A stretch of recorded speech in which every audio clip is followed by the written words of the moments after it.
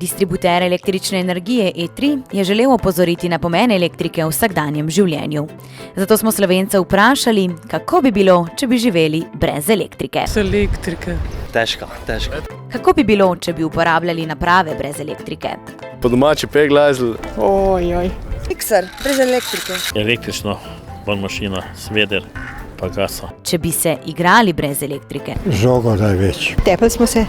Najbolj se spomnim tančole, pa zemljokrast, pa frnikolat. Če bi se ogrevali brez elektrike? S čajem, s pijačo, z vinom, a ne. Se stisnemo, ne? Če bi bila računalnik in TV brez elektrike? Slalom, veleslalom, to skoki, to mislim, brez tega ne bi. Čaček vajži na 3. programu. Če bi preživeli poletje brez elektrike? Hladno pivo. Klima. Ne, od vsega sladoleda imam najraje pivo. Uporabnike na družbenih omrežjih smo želeli z zabavnimi videi opozoriti na vrednost električne energije, jih v kampanjo vključiti z glasovanjem in v nagradni igri podariti 1 leto brezplačne elektrike.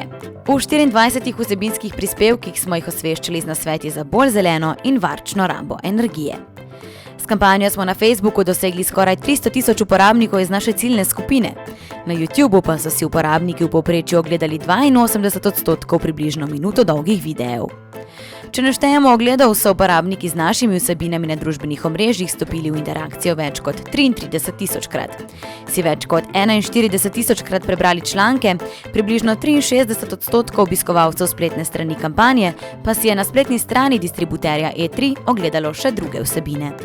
V kampanji je glasovalo 2633 uporabnikov in jih 977 sodelovalo v nagradni igri. Kako bi torej bilo, če bi živeli brez elektrike? Ne bi.